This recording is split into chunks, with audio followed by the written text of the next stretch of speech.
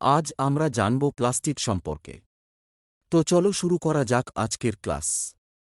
বিজ্ঞানী Ernst Haeckel 1866 সালে উদ্ভিদ কোষের গুরুত্বপূর্ণ অঙ্গাণু প্লাস্টিড আবিষ্কার করেন।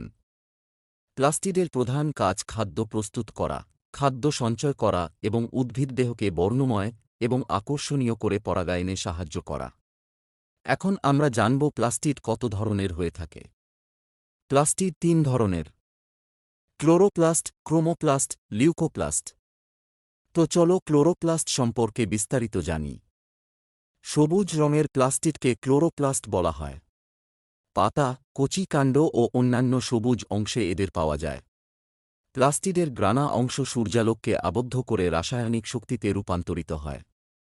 এই আবদ্ধ সৌরশক্তি স্ট্রোমাতে অবস্থিত উৎসেচক সমষ্টি, বায়ু থেকে গৃহীত কার্বন ডাইঅক্সাইড এবং কোষের ভিতরকার পানি ব্যবহার করে সরল শর্করা তৈরি করে।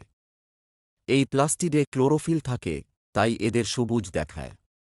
এছাড়া এতে ক্যারোটিনয়েড নামে এক ধরনের রঞ্জকও থাকে।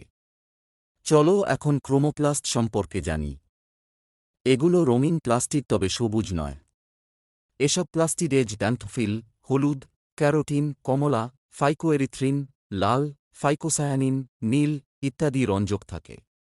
তাই কোনোটিকে হলুদ, কোনোটিকে নীল, আবার কোনোটিকে লাল দেখায়। এদের মিশ্রণজনিত কারণে ফুল, পাতা এবং উদ্ভিদের অন্যান্য অংশ আকর্ষণীয় হয়ে ওঠে। রঙিন ফুল, পাতা এবং গাজরের মূলে এদের পাওয়া যায়। ফুলকে আকর্ষণীয় করে পরাগায়নে সাহায্য করা এদের প্রধান কাজ। এরা বিভিন্ন ধরনের রঞ্জক পদার্থ সংশ্লেষণ করে জমা করে রাখে। এখন আমরা লিউকোপ্লাস্ট সম্পর্কে জানব।